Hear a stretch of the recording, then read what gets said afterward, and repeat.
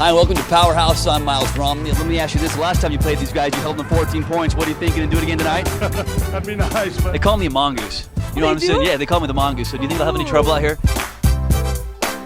That's pretty sweet, huh? Well, it's not easy taking all that excitement from Energy Solutions and taking it to your home. I gotta show you these calves here, right here. You gotta get a shot of these calves. You don't necessarily have to have 5-star recruits. You can win without them, but talent certainly helps. The first go-around wrapped up today, and the second go-around will wrap up Friday, and the top qualifiers will advance to the championship round on Saturday. Coach, the first question is Paul Millsap. I mean, he had that unbelievable streak of 20-plus double-doubles going. Then the last week and a half, it appears he's just sort of tailed off. Welcome into Energy Solutions Arena. I'm Malema Harrington alongside Miles Romney. The defense has sort of been this team's liability all season long, and Coach White wanted to change things a bit. He started about 3 weeks ago. He started to make some trades now because obviously you're going to bring Brevin Knight in, and of course you're going to have to battle for minutes with this guy again. At some point inside, doesn't say, you know what, guys, I am this guy. I can be this guy.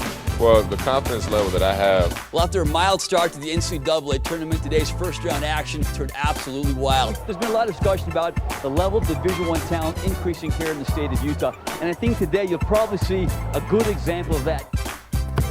Yes. What about that?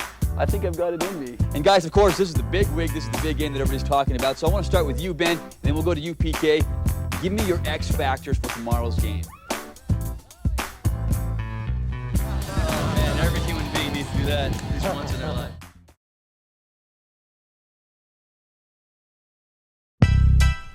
It's hard to fathom the WAC preseason player of the year never played high school basketball. But then again, if you knew Gary Wilkinson in high school, it might be hard to fathom him doing much of anything in his life. His story is not necessarily about basketball as much as it is about life and how you view it. It's a hard knock life. This junior high photo is the last picture of Gary playing organized basketball before college. He didn't even make it through the first week of tryouts his sophomore year. I didn't even make it to practice, didn't even make it through tryouts, so I think the third cuts I was gone. Yeah, I think he asked me to go to play down low on the post, and I said, yeah, I don't play down low, and that was that. So I would have cut me too. He hated school, had a terrible attitude, and then it all became too much, so he dropped out of school. Didn't play a minute of high school ball, and it had nothing to do with talent. But about the time he turned 18, events in his life led him to religion, and that's when the change began. He went on an LDS mission to Canada. 2 years made him a different man. That had a huge impact on me starting to get motivated and really start to want to accomplish, wanting to better myself as a person and try to see what I could make my life. He still wanted to play basketball, and within weeks of getting back to Utah, he called up Salt Lake Community College head coach Norm Parrish, asking for a tryout. He kind of hesitant, gets a lot of those calls. A lot of kids wanting to come down and try out. Didn't know me from anybody else, and didn't play obviously, and said, asked me how tall I was, and told him I was 6'8", so he obviously wanted to give me a little bit of a shot. So I just said, hey, come back in 2 days, I promise I'll watch you. So I came down, watched we played for a couple hours, took him upstairs and offered him a scholarship. So what was your reaction when Coach Parrish asked you to go play down low on the block? I kind of expected that. I was ready to do whatever it took. At this point, it was a totally different answer. I think I was prepared to do whatever was asked of me at that point. And that's the difference in Gary's life. At Slick, he went on to become an All-American in both the classroom and on the court. Then Stu Morrill at Utah State got wind of him and brought him up to Logan, where he's had a stellar couple of years. But it's hard to believe this kid never scored a bucket in high school ball. There hasn't been very many guys that didn't play high school basketball play Division I basketball.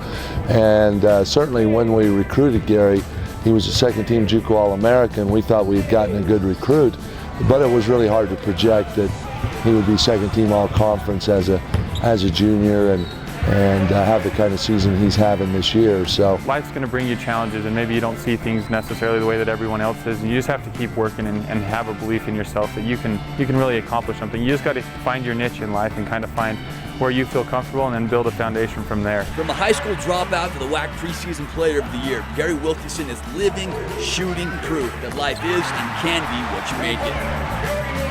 Miles Romney, Powerhouse.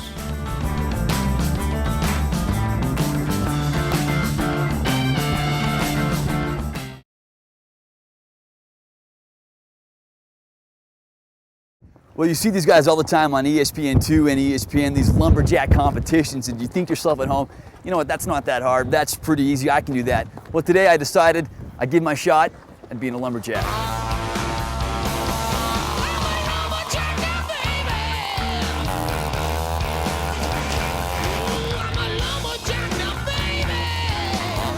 We first met up with three-time Still Timber Sports champion David Bolstead in New Zealand. How in the world did you get into being a lumberjack?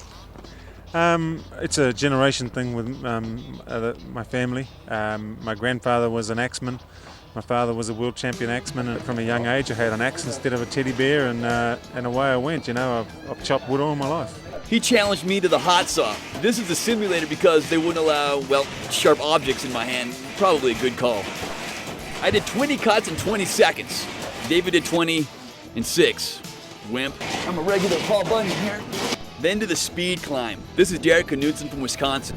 How fast do you get up one of these poles? The fastest I've ever climbed here at the Steel Series is 11.5 seconds.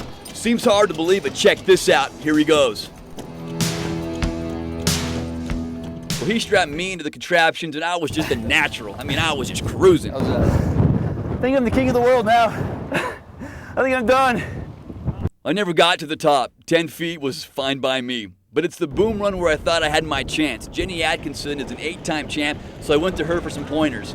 The secret to being a good boom runner is, of course, speed and balance, but you also need a ton of determination and agility and just no fear. I mean, you just have to go 110% all the time. Well, I have to tell you, I have speed and agility. They call me a mongoose. You know what I'm saying? Yeah, they call me the mongoose. So do you think I'll have any trouble out here? I don't know. I think if you've got agility and mongoose, you might have a chance, but I'm putting my bet on log 2 or 3. Oh, a little smack talk then. All right, it's on. I may or may not have broken 3 ribs, a spine, and a spleen, but I almost made it. I thought I had the hang of it, so I challenged her to a race.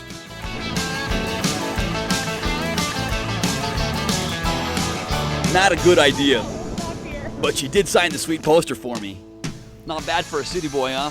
Well, all told, these lumberjacks ain't got nothing on me. Reporting for Powerhouse, I'm Miles Romney.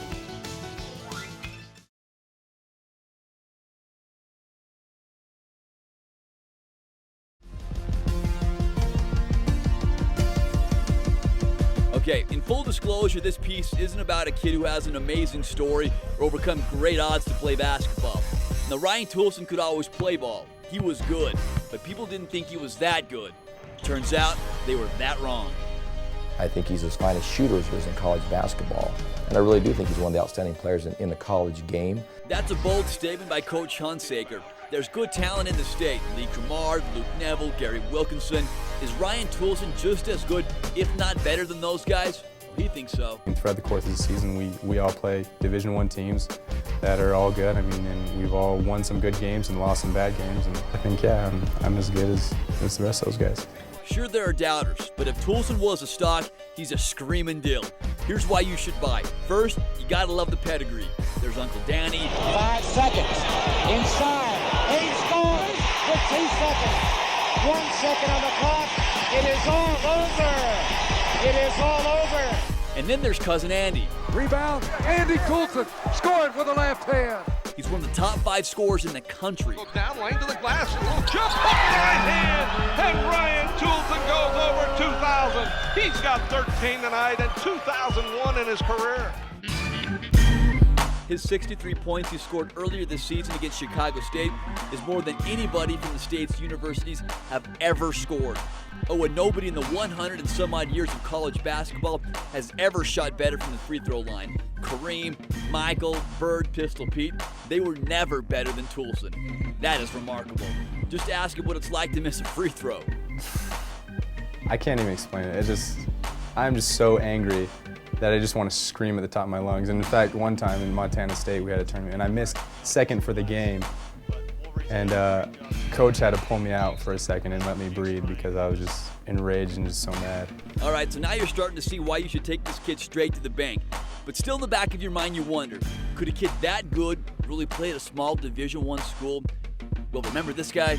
Price has an opening. Ronnie Price! Oh, get up like that! Get up like NBA basketball! Wow! Enough said, but the bottom line here is this. Could you doubt a kid with his own shoe? I'm buying Miles Romney, Powerhouse.